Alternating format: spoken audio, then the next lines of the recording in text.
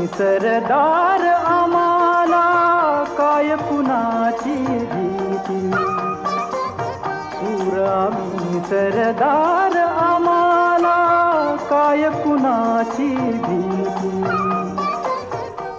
निर्भयता व्यक्ती असो की समाज असो, आणि त्याला इहलौकिक उन्नती साधावयाची असो की पारलौकिक उन्नती प्राप्त करावयाची असो, त्यासाठी त्याच्या अंगी निर्भयता असणे अत्यंत आवश्यक आहे.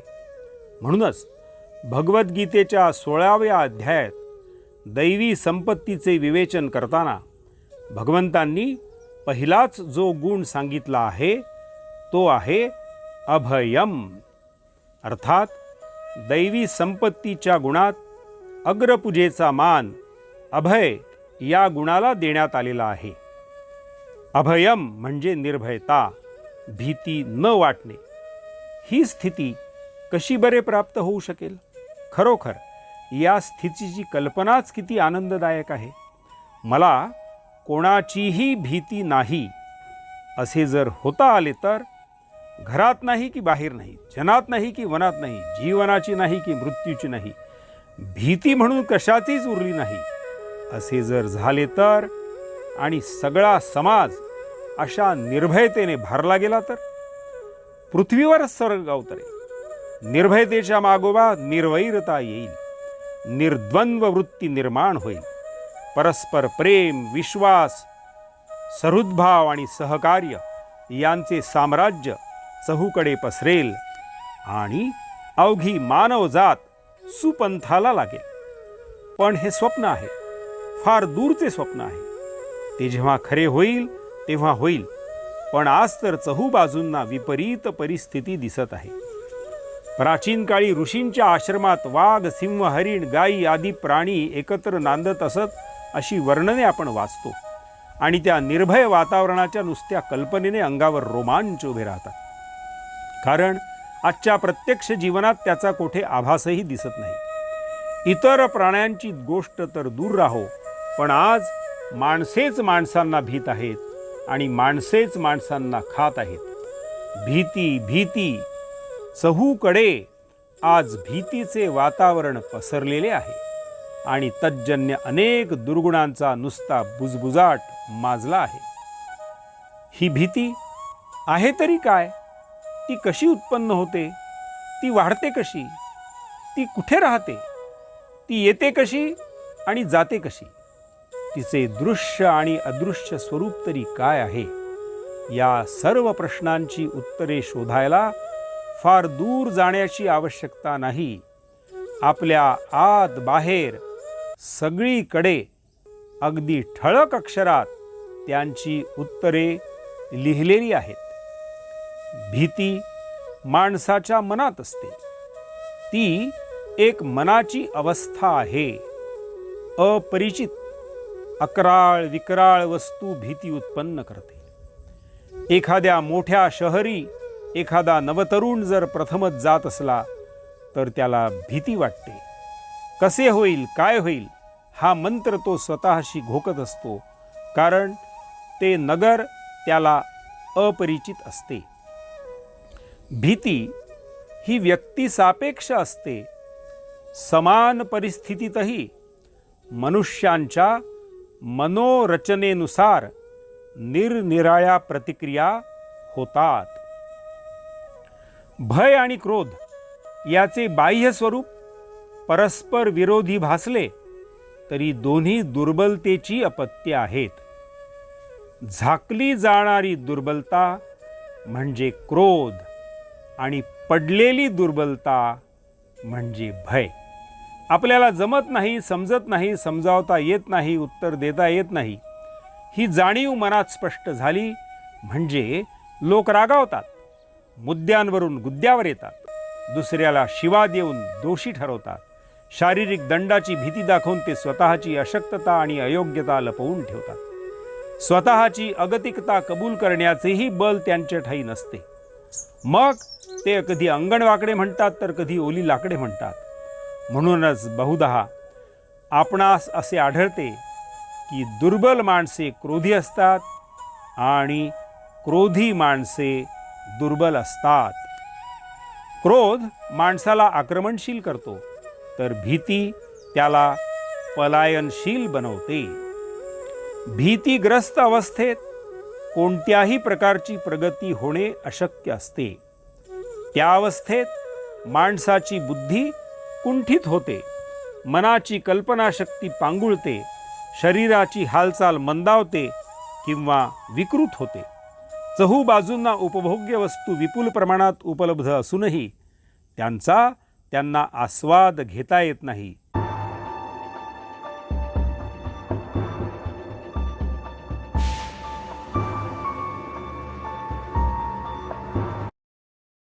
चिंता हे भीतीचेच जरा गोंडस दिसणारे पण स्वभावाने तितकेच राक्षसी असणारे रूप आहे.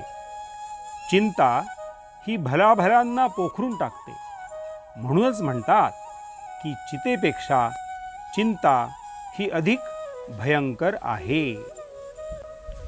जहाल विषाचा एक थेंब शरीरातील चलनवलन बंद पाडतो आणि शेवटी प्राणहरण करतो. त्याप्रमाणे भीती व्यक्तीच्या किंवा समाजाच्या गुणांचा लोप करून शेवटी सर्वनाश घडवते. आपल्या दिगंत कीर्ती देशाची स्थिती दुर्दैवाने अशी झाली आहे. मला पोटाला मिळेल का? बाजारात वस्तू राहतील का? मिळाल्या तरी त्यांचा भाव तोच राहील का? माझी नोकरी टिकेल का? माझे शेत माझे राहील का? माझा व्यापार व्यवसाय चालेल का? एखादा विचित्र कायदा माझ्या डोक्यावर येऊन आदळणार तर नाही? गावगुंडांचा हल्ला तर माझ्या घरावर होणार नाही? माझी बायको, माझी मुलीबाळ, माझ्या बहिणी सरळ मार्गाने आपले जीवन जगू शकतील का? कोणी माझ्या घराला, शेतातील उभ्या पिकांना, माझ्या गोदामाला आग तर लावणार नाही ना? मला काही अपघात तर होणार नाही ना? मारा, कापा, हाणा, लुटा अशा आरोळ्या देत निरनिराळ्या प्रकारची दारू पिऊन झिंगलेल्या लोकांचे लोंढेच्या लोंढे चहूकडे मोकाट तर सुटणार नाहीत ना?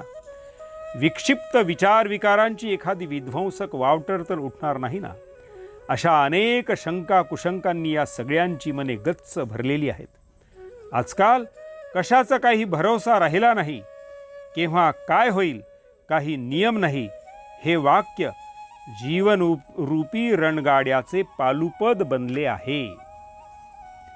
अमुक एक संकट मजवर येणार आहे, पण अरे रे मी त्याचे काहीही निवारण करू शकत नाही, अशी धारणा उत्पन्न झाली की मन हताश होते, दुर्बल बनते. पण दुर्बल बनते हेही म्हणणे योग्य ठरणार नाही. दुर्बलता आधीच असते, ती प्रगट होते. वाळवीने आधीच पोखरलेला खांब काहीतरी निमित्त होऊन कोसळावा, त्याप्रमाणे काहीतरी भीतीदायक प्रसंग उपस्थित होतो आणि अनेक प्रकारच्या दुर्बलतेने आधीच किडलेला मनुष्य खचतो. आपल्या भोवती तो भीतीची वलये उत्पन्न करतो. त्याच्या संसर्गाने इतर लोक भिवू लागतात. भीतीने भीती वाढते. भीतीग्रस्त वातावरणात मानसिक आणि बौद्धिक प्रगतीचे सगळे मार्ग अवरुद्ध होतात. ज्या देशात स्थिरता नाही तेथे उद्योग, व्यापार, कला, विद्या यांची वाढ होऊ शकत नाही. या सर्व गोष्टींच्या विकासासाठी निर्भयता आवश्यक असते. आज जग लोकशाहीची भाषा बोलते. खरी लोकशाही निर्भय वातावरणातच वाढते आणि ती निर्भयताच निर्माण करते. सर्वसामान्य जनतेला मोकळेपणाने जिथे आपले मत प्रगट करता येत नाही तेथे लोकशाही कशी नांदणार? प्रत्यक्ष अप्रत्यक्ष अशी हुकुमशाहीच तेथे चालते. आज जगात अनेक ठिकाणी प्रत्यक्ष हुकुमशाही नसली तरी तिला पोषक असे वातावरण मात्र विराजमान आहे आणि ते भित्र्या लोकांनीच निर्माण केले आहे. स्त्री, पुरुष, लहान मोठे, खेड्यातील शहरातील, अशिक्षित सुशिक्षित, गरीब श्रीमंत सगळे लोक आज भित्रे झालेले दिसत आहेत. घरात बाहेर सर्वत्र आज भीतीचा संचार आहे. प्राचीन काळी रानावनात हिंस्त्र श्वापदे विपुल संख्येत असत.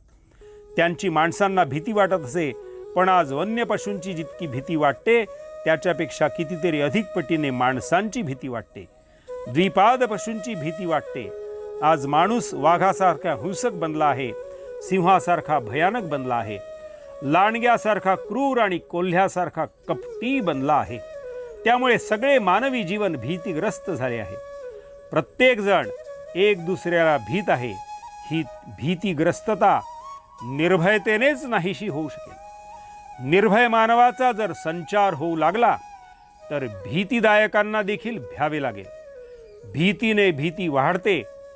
भिणाऱ्यांमुळे भियविणारे वाढतात. पण हा प्रवाह जर उलटविला तर तोही तसाच जोमाने फैलतो.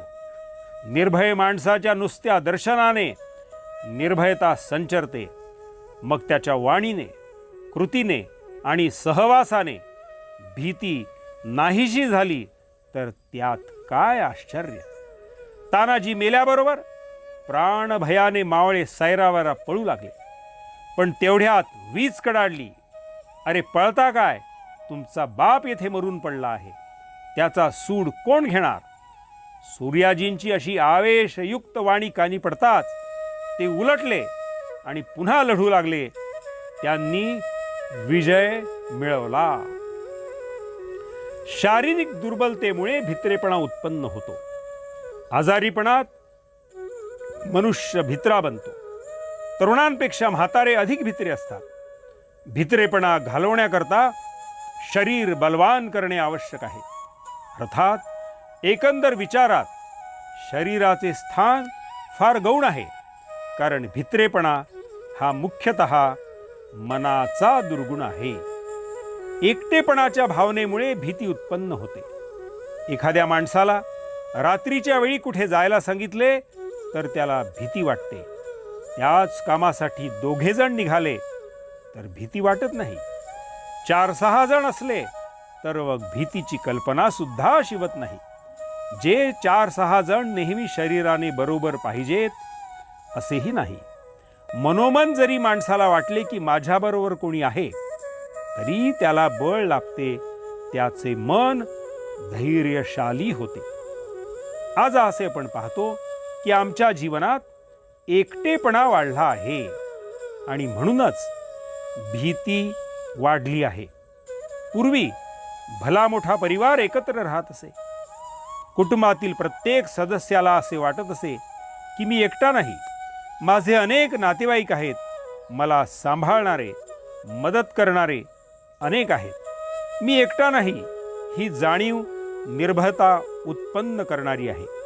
या श्रेष्ठ जाणीवेला आज आम्ही पारखे झालो आहोत. नवरा आणि बायको दोघांचाच संसार आणि दोघांचेच जग. एक आजारी पडला किंवा मेला तर जग बुडाले म्हणून दुसरा रडत बसतो. पूर्वी कुटुंबाबाहेर जातीचे वलय असे. लहान मोठ्या सुखदुःखाच्या प्रसंगी सगळी जात एक होऊन काम करीत असे. जातीपेक्षा श्रेष्ठ आणि व्यापक भावना राष्ट्राची आहे. आमचे सगळे राष्ट्र आमच्या पाठीशी उभे आहे. या जाणीवेनेच इंग्रजांची कोळी पोरे हिंदुस्थानात आली आणि येथे निर्भयतेने वावरली. क्लाईव्हपासून एल्फिन्स्टनपर्यंत अनेक कर्तबगार इंग्रज हिंदुस्थानात आले तेव्हा ते 16 ते 18 वर्षांचे होते. प्रचंड संकटांचा फडशा पाडून त्यांनी येथे साम्राज्य उभे केले. हे सामर्थ्य त्यांना याच भावनेने दिले की मी एकटा नाही, माझ्या पाठीमागे माझे सगळे राष्ट्र उभे आहे. पाठीशी उभा असलेला जितका थोर तितके अधिक बल येते.